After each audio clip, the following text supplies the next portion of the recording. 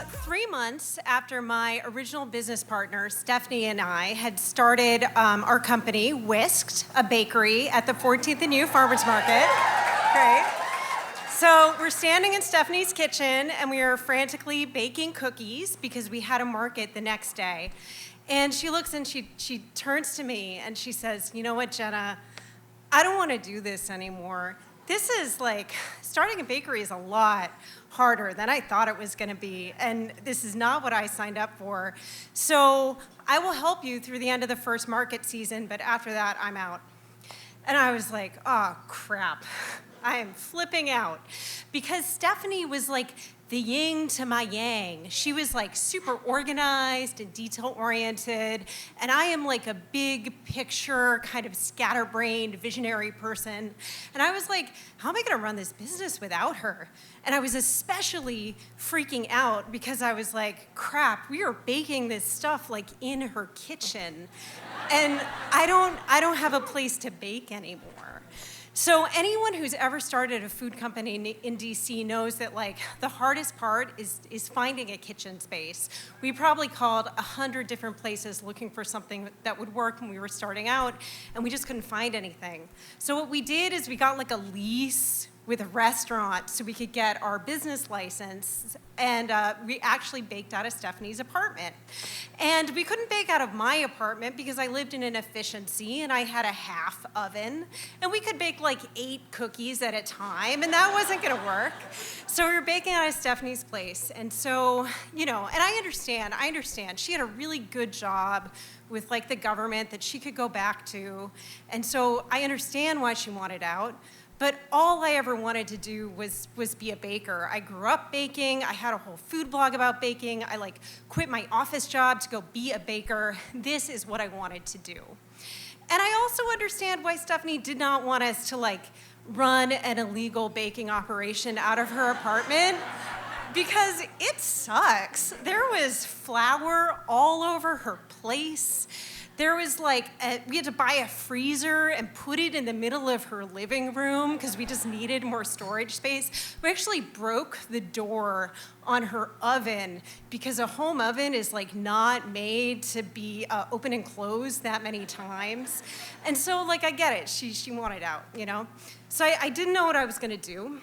And you might ask, well, why don't you just build your own kitchen, your own bakery? People do that all the time. Well, look, Whisk was doing really well at the farmer's market, but we were on track to make like $35,000 in our first year. And it costs hundreds of thousands of dollars to build out a kitchen. So I was like, dude, I can't do that. I can't afford it, So I was like, okay, I'm a woman. I'm used to like making do with what I have, the resources that I have available. So I am just gonna figure something out and I'm gonna make it work.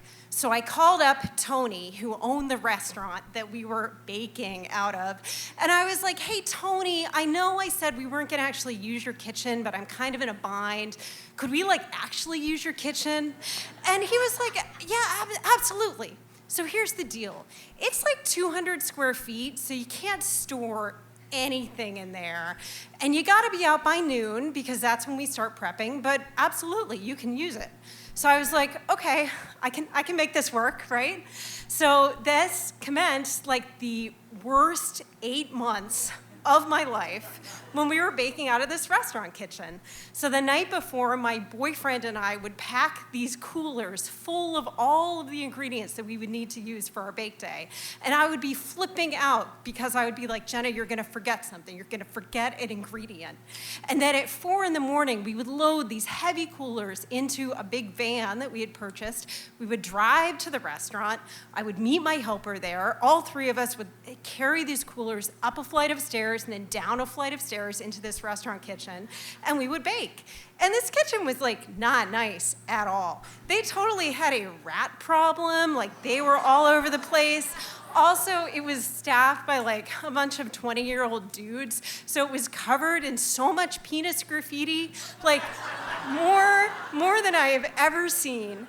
And then inevitably, in the middle of the bake day, somebody would be like, Jenna, you forgot the goddamn baking powder.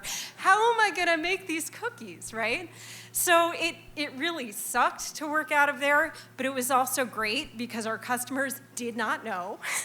They loved our cookies, they loved our pies, we were a huge hit, and it like got us through it, got us through that first market season. So our next big break is when I was looking for kitchen space. Union Kitchen, we were able to move into Union Kitchen, which is a shared commercial kitchen space and business incubator. So before we moved in, I sat down with the owners and I was like, hey guys, I see this kitchen. I see it's like 4,000 square feet. I see it has about like 10 tables, for everybody to use. I'd like to work here. How does it work? And they were like, we see your cookies everywhere. We know you're doing great at the farmer's market. We would love to have you. So here's the deal. You're gonna spend like $2,000 a month and you're gonna rent a 6-foot table, which is like this big. And you can use that table whenever you want, 24 hours a day.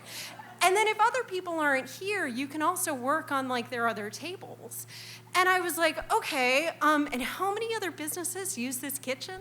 And they were like, 50. And I was like, okay, I can make this work. Sure, I can totally make it work. So we established this operating principle I like to call total domination, where we would get into the kitchen really early in the morning before anyone else was there, and me and my team would bake cookies in like every oven. We would use every table. We would use every mixer to mix our doughs, and we would just get as much stuff done as possible before anybody else got there.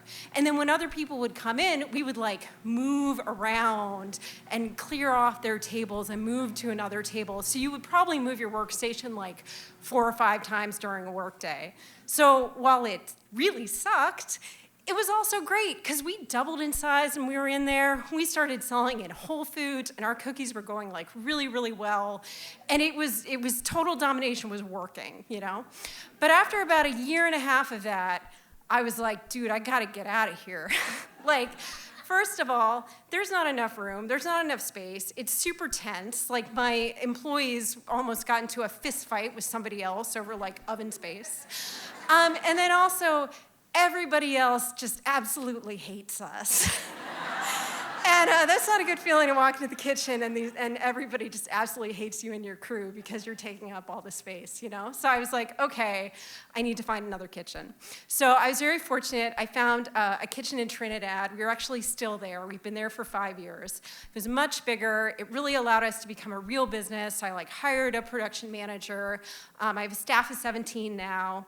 We went from that one little Whole Foods to being in about 30 Whole Foods in DC, Baltimore, and Philadelphia. And it was great, but a couple years ago, I was like, oh my God, we've done it again. I've yet again grown out of our kitchen, and I need to find a new space to bake out of. So I spent 2 years looking for another kitchen that we could move into that was already built out. And I realized it just does not exist on the market. We were gonna have to build our own place. But the good thing is that we were no longer this little bakery selling at one farmer's market making $35,000 a year. When you're making over $1 million a year, you can get bank loans and investors to actually fund your project, and that is what we are doing. So we're about a week away from being done with construction. We cannot wait to move. And I just gotta say, it feels so good to not just have to make it work with what we have. We can finally build what we need. Thank you.